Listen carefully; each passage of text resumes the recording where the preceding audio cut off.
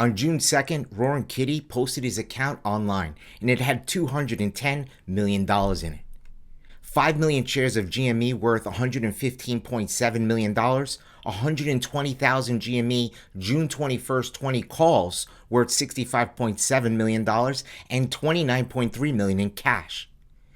The immediate question was, where did this guy get $210 million in cash? And then how is he going to potentially exercise his 120,000 call options, which would cost an extra $240 million? The last time I heard of Roaring Kitty, he had turned $53,000 into $48 million.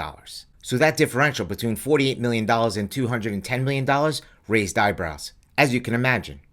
Many people think he might be backed by someone. CNBC's Scott Wapner mentioned this name. At least wondering, maybe that's better. Maybe he and Ryan Cohen. Most people don't overthink how he made his money. He could have bought Bitcoin or parlayed Nvidia for $200 million. Who knows? The answer is he made it in GameStop. This is a quick and incredible story of how Roaring Kitty turned $5 million into $210 million in 3 weeks.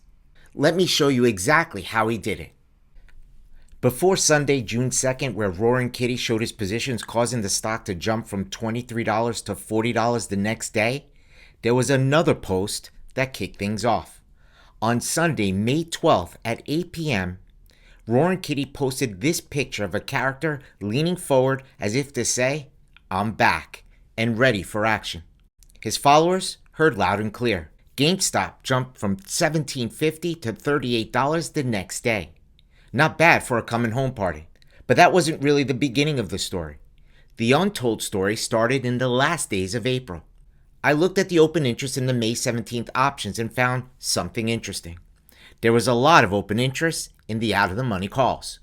Way out of the money calls.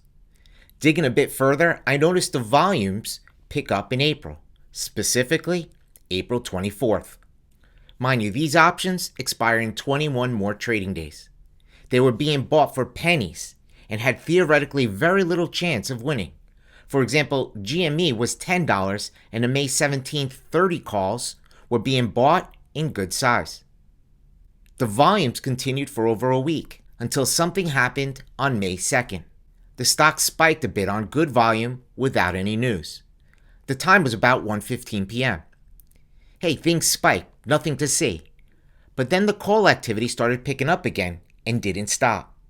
The stock went from around $11 on Thursday to $17.50 on Friday. Still no news to warrant that type of move. The news was the spike. So I went back and looked deeper into all the options flow from April 24th to May 2nd. I found a lot of large call buyers in strikes ranging from $10 to $30. Prices ranged from a nickel to a little over $1, but most of the trades were under 50 cents. The premiums paid on a few that I highlighted for myself amounted to $7 million. I then went to May 17th and checked the history of the open interest on these options to see when they were sold. I dug in on all those dates to see the actual sale quantities and their prices. The numbers are incredible. Many of those options were bought for pennies and were now being sold at above $20. Look at those premiums that were being taken in. Now, with so many options trading, it's impossible to know every trade Roaring Kitty did or didn't do. But I spotted a pattern in his trading and believe that he was about 3/4 of that $7 million in paid premium. This gets me close to what I need to understand the full story. The premium being taken in amounted to, drum roll please, $210 million. Now $5 million to $210 million is an incredible trade.